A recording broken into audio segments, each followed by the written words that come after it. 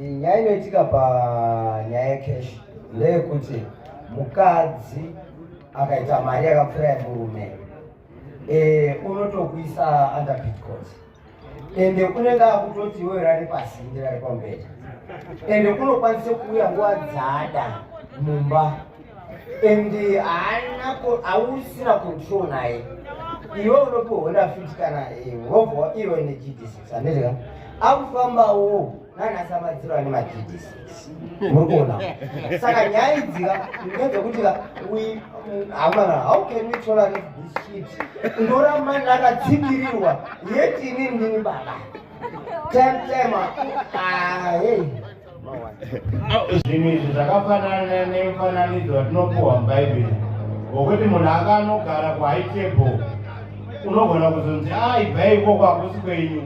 Saka ukaona mukadzi aita mari kudarika iwe usina chiwo, iwo hambo yourself. Iye kana ari wife material anoti baba huyai apa, but ukada kutonga pamarisiri yako nekuti uri baba munogara makanetsana. Saka nyaya iripo ndeyekuti pane hwana anofana kudzikira. Kana wadzikira, kana ari mukadzi chaiye anoziva kuti murume wangu andirespecta because pamwe aona ndine zvinhu anokusimudza. But ukatanga wangoti nekuti ndiri baba anogona kukunyadzisa manje. Saka nyaya ingoripo ndeyekuti kana usina shuwa zvekuti hauna, ratidzwa kuti hauna, dzika pasi, usatotonga pamariziri yako. Hongo wakamuroora mukadzi wako, but tikutaura kuti kana ane mari kudarika iwewe chiita cool down.